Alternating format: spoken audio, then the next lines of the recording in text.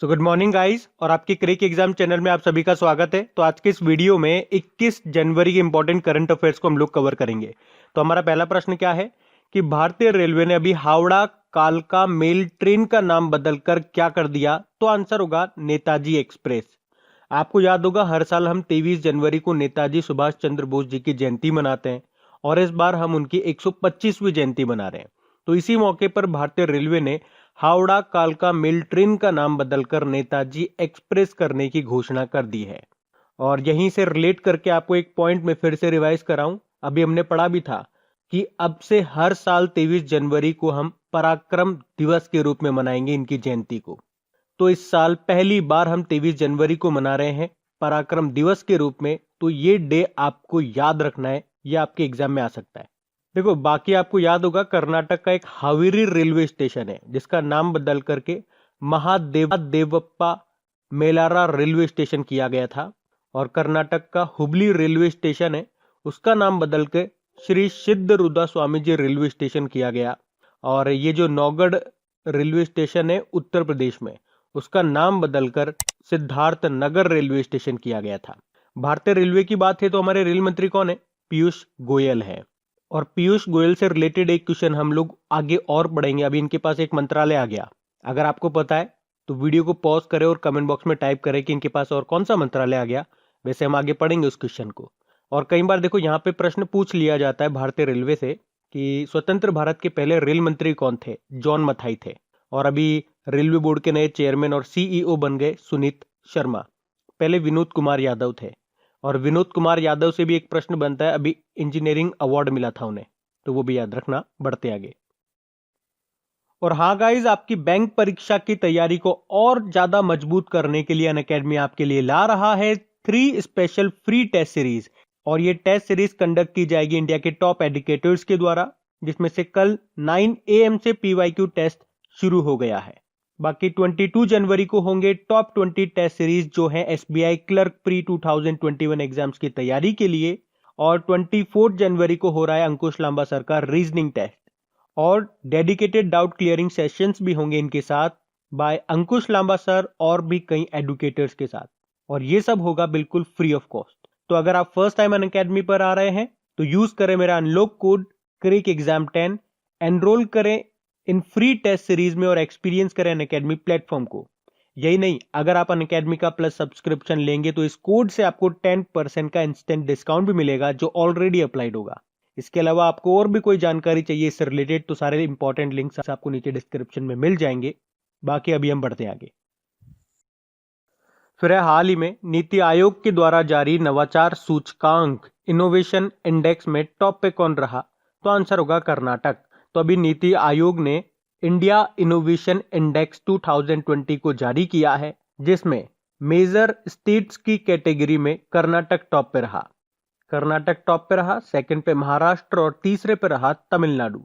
अब ध्यान से सुनना, मेजर स्टेट्स की कैटेगरी में टॉप पे कर्नाटक है, जबकि उत्तर पूर्वी और पहाड़ी राज्यों की श्रेणी में हिमाचल प्रदेश टॉप पे रहा। और यूनियन टेरिटरीज और सिटी स्टेट्स की कैटेगरी में दिल्ली टॉप पे रहा है। तो ये कैटेगरी वाइज भी ध्यान रखना। बाकी देखो नीति आयोग की बात करेंगे। नीति आयोग ये योजना आयोग की जगह पे लाया गया था 2015 में। इसकी फुल फॉर्म होती है national institute for transforming India. इसके जो अध्यक्ष होते हैं ना वो भारत के प्रधानमंत्री होते हैं, जो कि वर्तमान में है नरेंद्र मोदी। उपाध्यक्ष राजीव कुमार है और सीईओ है अमिताभ कांत। देखो नीति आयोग कुछ इंडेक्सेस को जारी करता है, जैसे कि लास्ट टाइम इसने करा था वाटर मैनेजमेंट इंडेक्स, जल प्रबंधन सूचकांक, जिसमें टॉप पे रहा था गुजरात। और इसने निर्यात तैयारी सूचकांक एक्सपोर्ट प्रिपेयर्डनेस इंडेक्स 2020 भी जारी किया था, जिसमें भी टॉप पे रहा था गुजरात। एक स्कूल एजुकेशन क्वालिटी इंडेक्स भी जारी किया था नीति आयोग ने, जिसमें टॉप पे रहा था केरल। और हेल्थ इंडेक्स जो जारी किया था इसने, उसमें भी टॉप पे रहा था केरल। तो एक तो ये याद रखना। बाकी अभी नीति आयोग ने डीजी बॉक्स नाम से भारत के पहले स्वदेशी रूप से निर्मित डिजिटल एसेट मैनेजमेंट प्लेटफॉर्म को भी लॉन्च किया था। और उससे पहले नीति आयोग ने वरिष्ठ नागरिकों के लिए सुरक्षित दादा दादी और नाना नानी अभियान को भी लॉन्च किया था। तो ये भी याद रखना। बढ़ते आगे। फिर हाल ही में राष्ट्रीय सड़क सुरक्षा पुरस्कार 2021 से किसे सम्मानित किया गया? तो आंसर होगा वीरेंद्र सिंह राठौड़ को। तो राजस्थान के भीलवाड़ा के जिला परिवहन अधिकारी हैं ये वीरेंद्र सिंह राठौड़, जिनको नेशनल रोड सेफ्टी अवार्ड 2021 से सम्मानित किया गया है। तो एक तो इनका नाम याद रखना। अच्छा, इसी के साथ मैं आपको बता दूं कि सड़क सुरक्षा कानून विषय पर पीएचडी करने वाले ये पहले व्यक्ति भी हैं। वीरेंद्र सिंह राठौड़ इनका नाम है।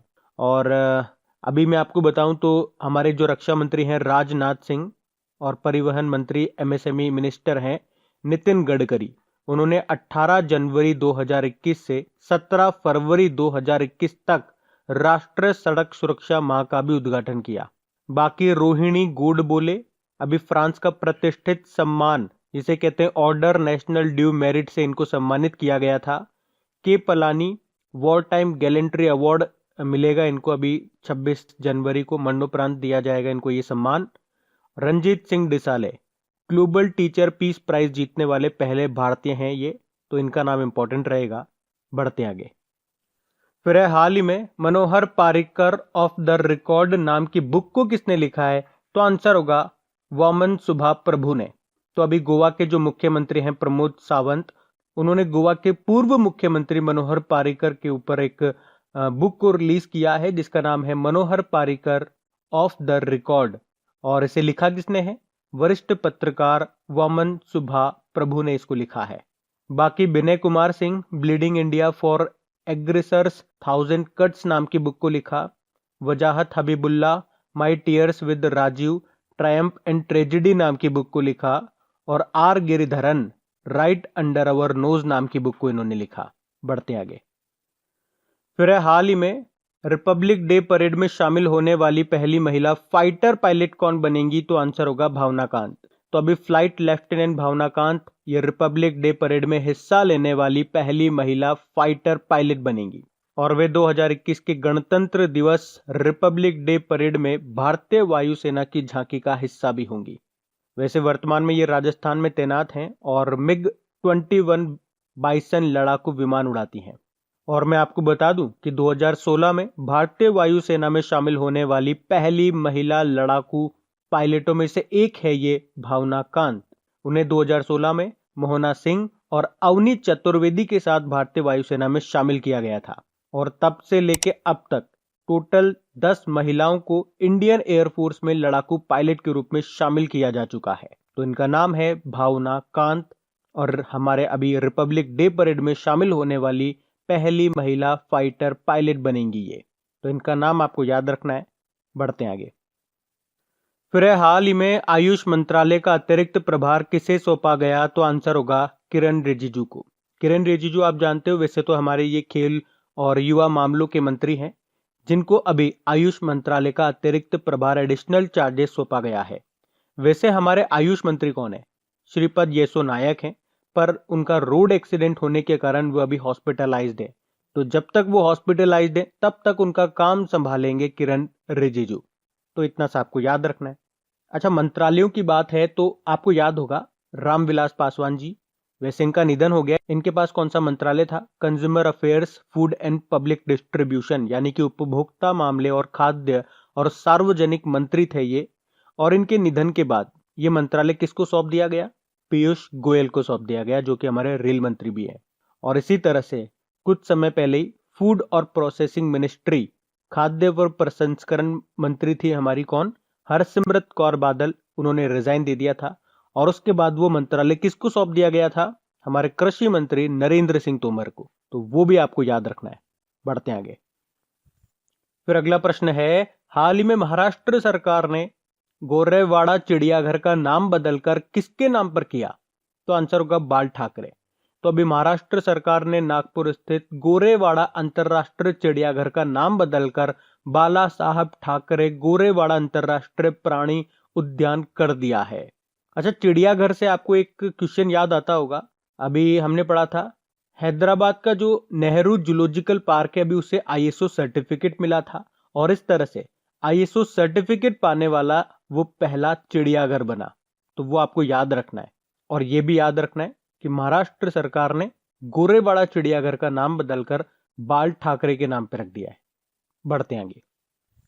फिर उत्तर प्रदेश के किस शहर में पहली बार स्ट्रॉबेरी महोत्सव का आयोजन किया जा रहा है? तो आंसर होगा झांसी में।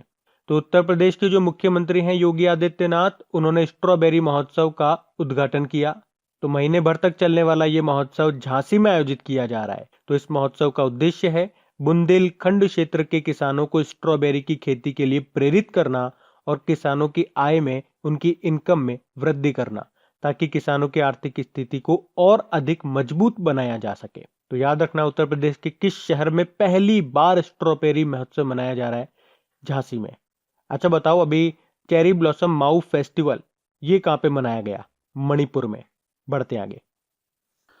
फिर है, हाल ही में गुजरात सरकार ने ड्रैगन फ्रूट का नाम बदलकर क्या कर दिया? तो आंसर होगा कमलम। तो अभी गुजरात के जो मुख्यमंत्री हैं विजय रूपाणी, उन्होंने कहा है कि ड्रैगन शब्द सुनने में अच्छा नहीं लगता और लोग इसे चाइना से जोड़ते हैं। तो अब ड्रैगन फ्रूट का नाम बदलकर कमलम कर दिया गया है। और कमलम ही क्यों? क्योंकि ये जो फल है ये देखने में बिल्कुल कमल के फूल जैसा दिखता है, इसलिए कमल से बन गया कमलम। अब किसने किया? गुजरात सरकार ने। तो ये रहा मैप में गुजरात। देखो, गुजरात की कैपिटल गांधीनगर हो गई। मुख्यमंत्री हैं विजय रूपाणी और गवर्नर है आचार्य देवव्रत। यहाँ के चीफ जस्टिस का नाम है विक्रमनाथ। बाकी याद रखो, भारत का पहला समुद्री संग्रहालय ये स्थापित किया गया गुजरात में। भारत का पहला डायनासोर पार्क और म्यूजियम ये गुजरात में स्थापित किया गया। और दुनिया का सबसे बड़ा चिड़ियाघर बनेगा गुजरात के जामनगर में, रिलायंस बनाएगा। अभी गुजरात सरकार ने करुणा अभियान 2021 को शुरू किया था। मुख्यमंत्री महिला उत्कर्ष योजना शुरू की थी। उसके अलावा देश का पहला प्रवासी सेल ये सूरत में खोला गया।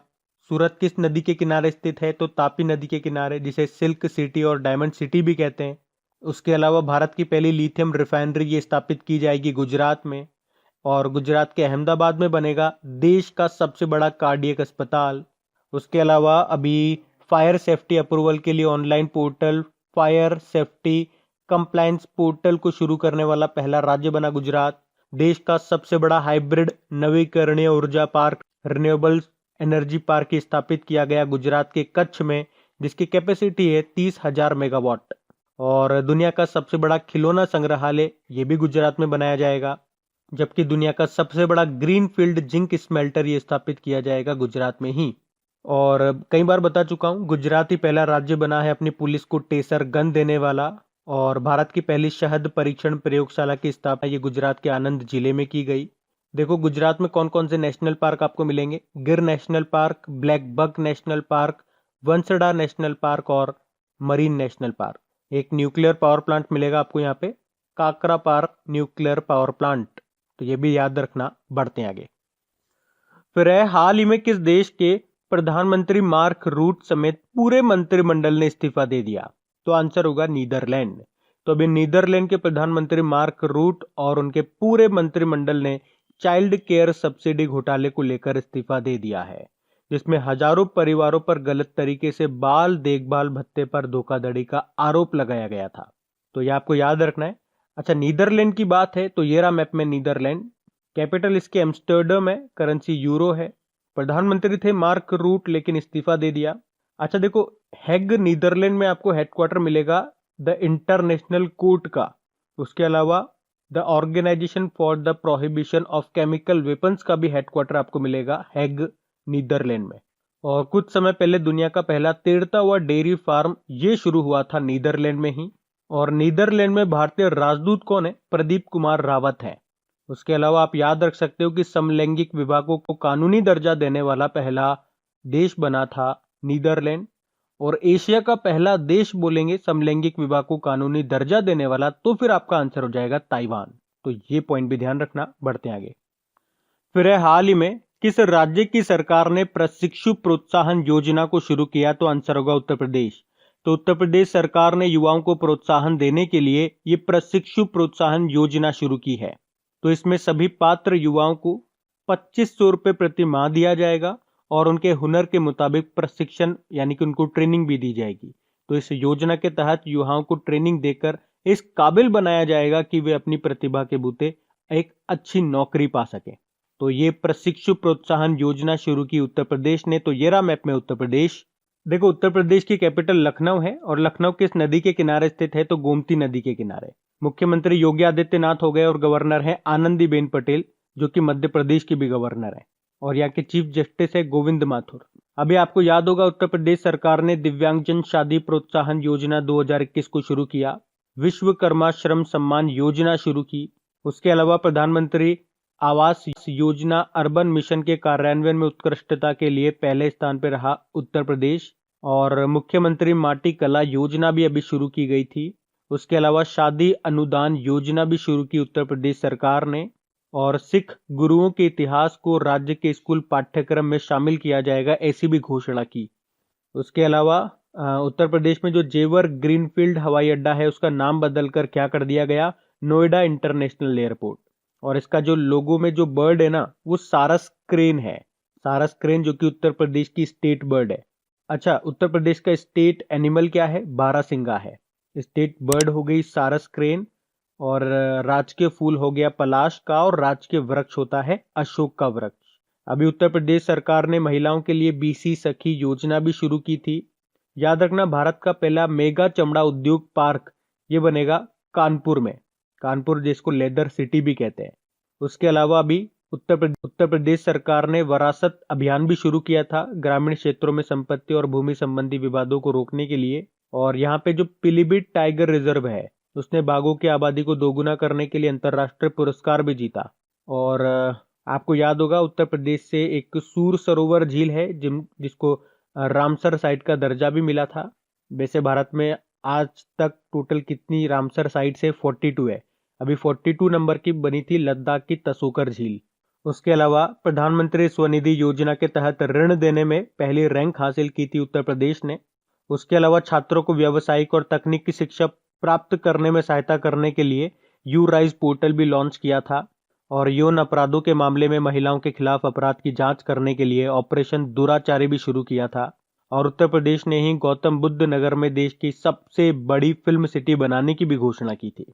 तो ये सारे इंपॉर्टेंट पॉइंट्स मैंने आपको बताया उत्तर प्रदेश से, जो अभी न्यूज में बने हुए थे, इनको याद रखना आगे। अच्छा, फिर अगला प्रश्न आपसे पूछा जा रहा है कि अभी राजस्थान रॉयल्स टीम के नए कप्तान किसे नियुक्त किया गया। तो आंसर होगा संजू सैमसन को। तो आईपीएल 2021 से पहले राजस्थान रॉयल्स ने विकेट कीपर और बल्लेबाज संजू सैमसन को टीम का नया कप्तान नियुक्त किया है। और इस तरह से ये किनका स्थान लेंगे, ऑस्ट्रेलिया के स्टीव स्मिथ की जगह लेंगे। और कुछ समय पहले हमने पढ़ा था राजस्थान रॉयल के फिर से ब्रांड एम्बेसडर बन गए कौन, शेन वॉर्न। तो अब बात करेंगे कल की वीडियो में पूछे गए प्रश्न के उत्तर की। तो कल की वीडियो में आपसे पूछा गया था कि सीआरपीएफ के जवानों के लिए डीआरडीओ ने किस नाम से एक बाइक एम्बुलेंस डेवलप की है। तो आंसर होगा रक्षिता। आप सभी ने प्रश्न का बिल्कुल सही उत्तर दिया है। और गाइस फिर से याद दिला दूं, अगर वीडियो आपने अभी तक लाइक नहीं किया, वीडियो पसंद आया, हेल्पफुल लगा, मेहनत अच्छी लगी, तो प्लीज वीडियो को लाइक जरूर करना और इसे अपने दोस्तों के साथ में शेयर जरूर करना। जो भी आपका व्हाट्सएप ग्रुप हो, स्टडी ग्रुप हो, फेसबुक हो, जहां पर भी आपके लिए पॉसिबल हो, इस वीडियो के लिंक को शेयर करना, तो प्लीज इसे शेयर जरूर करना। और इसके साथ में जो भी इंपॉर्टेंट टॉपिक्स होते हैं उन पे मैं ऑडियोज तैयार कर रहा हूं।